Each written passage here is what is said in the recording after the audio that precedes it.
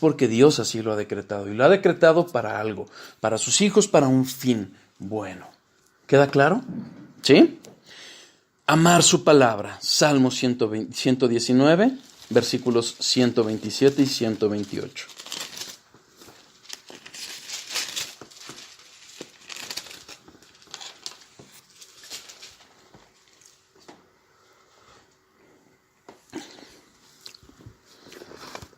Por ello he amado tus mandamientos, más que el oro y más que oro muy puro. Por esto estimé rectos todos tus mandamientos sobre todas las cosas, y aborrecí todo camino de mentira. Nuevamente, lo mismo. No podemos amar la palabra si no es que estamos conociendo a Dios a través de ella y su buena voluntad. Pero fíjense en la última parte, y aborrecí todo camino de mentira. ¿Cómo describió finalmente Dios a David? Al rey que era conforme a su propio corazón. Conocemos cómo pecó, conocemos qué tan grandes pecados cometió, como fue engañar a su amigo, matarlo, cometer adulterio, y no obstante Dios dijo, él es un hombre conforme al corazón de Dios. ¿Por qué? Porque cuando fue confrontado por el profeta, fue a los pies de Dios y dijo, perdóname. No le importaron tanto las consecuencias, obviamente le dolió, pero le había dolido el haberle fallado a Dios. Vimos un verdadero varón que ama a Dios. Y esos son los ejemplos que debemos de seguir. Obviamente no podemos amar a alguien que no conocemos, no podemos amar por nuestras propias fuerzas. Finalmente, uno de los frutos del Espíritu, más bien, ahora sigue una parte del fruto del Espíritu Santo, es justamente el amor. Y el amor a Dios, sin duda, y por ende a su palabra. Dar a conocer su palabra también debe de ser un efecto de esta perfección. Salmo 107, versículo 22.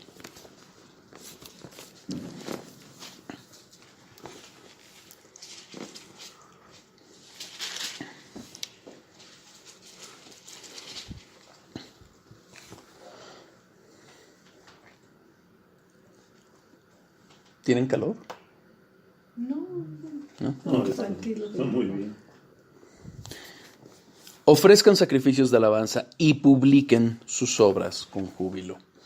Finalmente, todo ese amor que hace surgir Dios en nosotros por Él y por su palabra, un amor auténtico, va a llevar no solo el amor de Dios, a Dios, sino el amor a nuestro prójimo, y ese amor a nuestro prójimo a publicar, a dar a conocer la palabra de Dios. Conscientes del destino que le espera a todo aquel que no conoce de Cristo, a todo aquel que rechaza a Cristo, va a terminar en el infierno.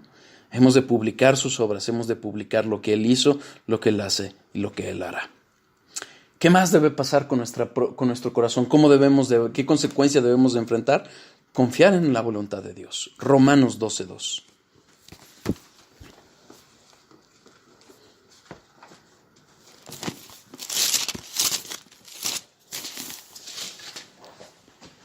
¿Primera de Romanos? Es Romanos, nada más hay una epístola de Romanos. 12, versículo 2. Es después de Hechos. ¿Listos? ¿Sí? No os conforméis a este siglo, sino transformaos por medio de la renovación de vuestro entendimiento, para que comprobéis cuál sea la buena voluntad de Dios, agradable y perfecta. Finalmente, el conocer la voluntad de Dios no va a terminar de ser lo suficiente. ¿Por qué? Porque en la medida en que nosotros sigamos caminando en esta vida, a través y de la mano de Dios, ¿qué dice la palabra? Vamos a llegar a comprobar que su voluntad es buena, es agradable y es perfecta. Muchas veces pedimos o dudamos de por qué no confiamos en Dios, y si no confiamos en Dios es porque no lo conocemos, o si empezamos a conocerlo todavía no lo hemos comprobado que su voluntad es buena, es agradable y es perfecta. A través de la devoción a Dios, a través de la obediencia a Dios, a pesar de lo que venga derivado de ello, vamos a comprobar que efectivamente Dios es bueno, que Dios, su voluntad, lo que siempre determinó, es algo perfecto y es algo agradable. ¿Se acuerdan cuando vimos Romanos 8:28? Porque todo es a bien a quien ama a Dios. Cuando lo analizamos, vimos que podían haber problemas, pero ese bien es un bien en absoluto, un bien final, un bien inherente en sí mismo. ¿De acuerdo? Entonces es ahí a donde debemos de llegar. Su plan, su propósito son dignos de confianza. ¿Por qué? Porque Dios es perfecto y Dios no se equivoca. Cuando hablamos de la soberanía de Dios, yo les comentaba una frase de Pink que decía, Dios es inmensamente o completamente sabio para no errar y completamente amoroso para no hacernos derramar una lágrima que no sea necesaria derramar. Entonces, confiemos en su plan, confiemos en su propósito, confiemos en su bondad. Todavía no llegamos a esos atributos, a los atributos de que Dios es bueno, la misericordia de Dios, pero finalmente, conforme lo vayamos conociendo, vamos a ir comprobando cómo esa voluntad va a hacerse realidad en nuestras vidas. ¿Queda claro? ¿Sí? No apoyarnos, y eso implica no apoyarnos en nuestros propios entendimientos o sentidos. Muchas veces derivamos o nuestra alegría o nuestra tristeza deriva de lo que vemos, de nuestras circunstancias, de si ya tenemos el dinero para lo que queríamos, si ya vivimos donde queríamos vivir, si ya tenemos al hijo que queríamos tener, etcétera, etcétera, etcétera. Cuando Dios llamó a Abraham, 25 años después le cumplió la promesa de su hijo. Y lo vimos fiel. Obviamente tuvo el tropezón de Ismael, pero finalmente, ¿qué fue? Abraham obedeció, le creyó a Dios y le fue contado por justicia. Entonces, creamos en Dios, confiemos en Él y comprobémoslo, siendo pacientes, sabiendo en quién creemos y quién lo ha prometido. Recordemos Proverbios 1, versículo 24 y 25.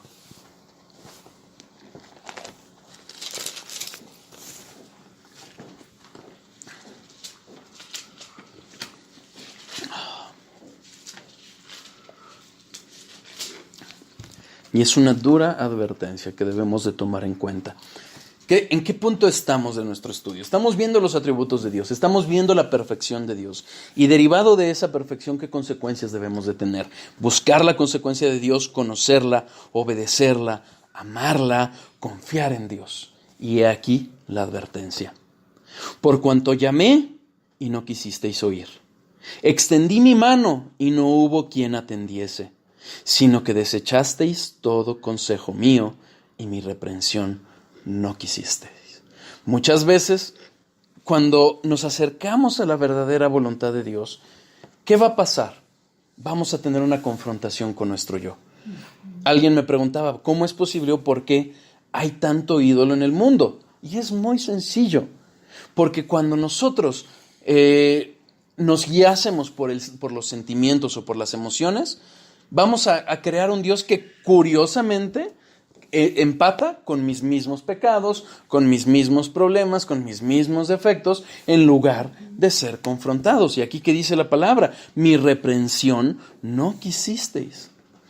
Cuando nosotros somos reprendidos por Dios, es una bendición, porque es una oportunidad de arrepentirnos. Cuando Adán y Eva cayeron, Dios los confrontó, pero antes de decirles lo que habían hecho, les dijo, ¿qué pasó?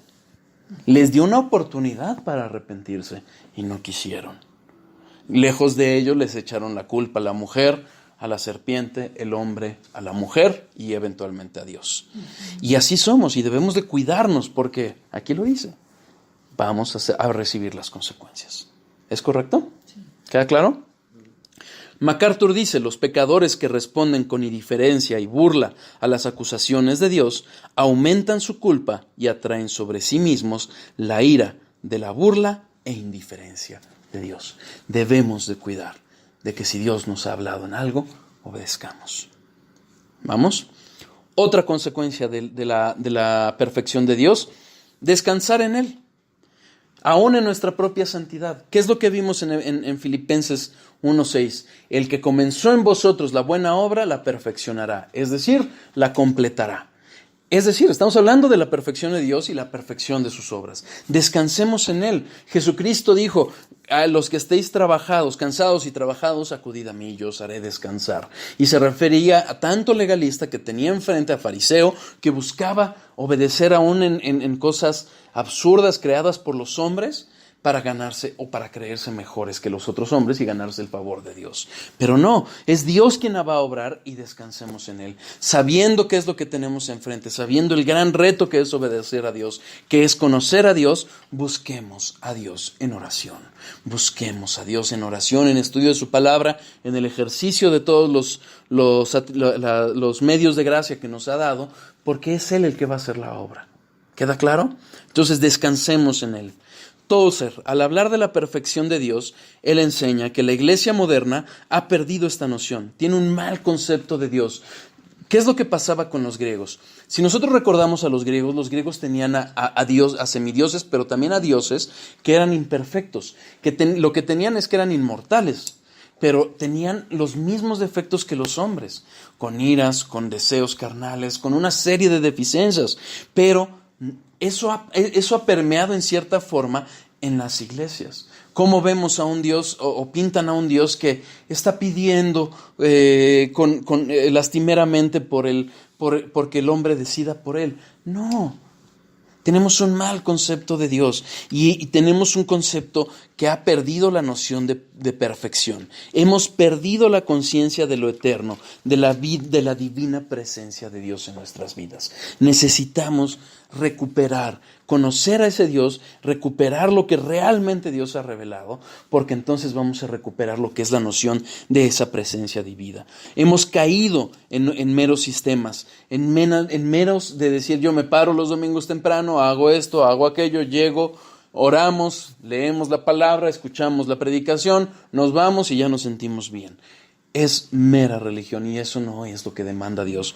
Dios demanda que le amemos y no podemos amarlo si no los conocemos. Pero nosotros, ¿cómo estamos nosotros? Cada uno de nosotros, ¿cómo estamos en nuestra vida espiritual? ¿Cómo estamos para con Dios? Hemos ganado mucho en lo externo y hemos perdido mucho en lo interno. Dice Tozer, debemos recobrar el concepto de la perfección de Dios.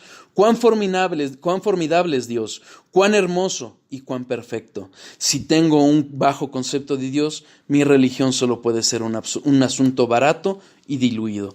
Pero si mi concepto de Dios es digno de Dios, entonces puede ser noble y digna. Necesitamos conocer a Dios, necesitamos recuperar esa perfección de Dios. Con este punto terminamos lo que es el atributo de la perfección de Dios. ¿Dudas de Él, de las consecuencias de lo que vimos? ¿No? ¿De confiar, de descansar en Él? ¿No? Nada más, es difícil cuando va mal, ¿no? O la gente no tiene trabajo, está enferma, no puede dar alimento. Puedes a veces estar buscando trabajo, haciendo cosas y no consigues, y no consigues, y no consigues, ¿no? Descansar a veces en Dios frente a tantas situaciones a veces que van en tu contra, cuesta trabajo. Sí. Como tener fe inquebrantable, ¿no? Sí. Fijémonos en esto. Cuando resucita Dios, Tomás no estaba cuando se manifestó con todos los discípulos. Y él dijo, hasta que no toque sus heridas y no meta mi mano en su costado, no creeré. Y entonces Cristo se manifiesta, se presenta y le dice, ven y toca. ¿Y cuál es la respuesta de Tomás? Dice, Señor mío y Dios mío. Y le dice Cristo, tú porque viste, creíste, pero bienaventurados los que sin ver creyeron. ¿A qué voy? A que muchas veces deriva nuestra fe de lo que vemos y de lo que sentimos. Sí, o de lo que esperamos. Y Cristo dice, bienaventurado el que sin ver creyó. Muchas veces esas circunstancias Dios mismo las usa para llevarnos a Él. Las dificultades, las enfermedades, las muertes de seres cercanos, muchas cosas nos llevan a conocerle a Él más ampliamente, pero obviamente hay quien se endurece. Como dice Spurgeon, el mismo sol que ablanda la plastilina o la cera, es el mismo sol que endurece el barro. Entonces, muchas veces esas circunstancias, lejos de acercarnos a Dios, nos alejan. ¿Por qué? Porque hicimos un ídolo de Dios.